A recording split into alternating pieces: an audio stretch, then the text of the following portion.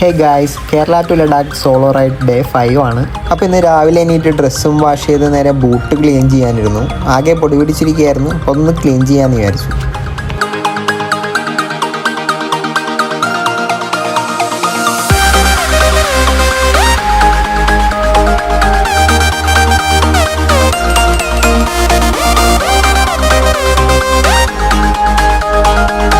എങ്ങനെയുണ്ട്?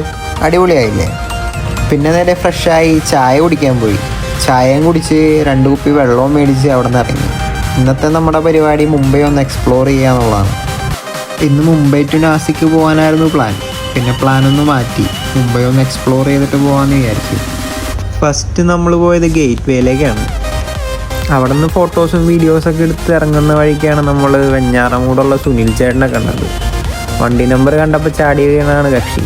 പിന്നെ കുറച്ച് നേരം കത്തി വെച്ച് പുള്ളിയുടെ അടുത്ത് ബായും പറഞ്ഞ് അവിടെ നിന്ന് ഇറങ്ങി. അത് കഴിഞ്ഞ് നമ്മൾ പോയത് സീ ലൈൻ കാണാനായിരുന്നു. എക്സൈറ്റ്മെൻറ്റ് കുറച്ച് കൂടുതലായതുകൊണ്ട് വണ്ടി ഓടിച്ച് നേരെ അങ്ങ് കയറ്റി. ആ വഴിക്ക് പോയി 1500. ആ റോഡിൽ 2 വീലർ അലൗഡ് അല്ല. സൈൻ ബോർഡ് ഉണ്ടായിരുന്നു, പക്ഷെ നമ്മൾ ശ്രദ്ധിച്ചില്ല എന്നുള്ളതാണ് സാരം. ഇത് മിറാജ് ബ്രോ. ഞാൻ ട്രൈപോഡ് വെച്ച് ഫോട്ടോ എടുക്കുന്നത് കണ്ടപ്പോൾ ഫോട്ടോ എടുത്ത് തരാമെന്ന് പറഞ്ഞു വന്നതാണ് കക്ഷി. ലാസ്റ്റ് ഞാൻ അവൻ്റെ കുറച്ച് ഫോട്ടോ കൂടി എടുത്ത് കൊടുത്ത് ഹാപ്പിയാക്കി വിട്ടു.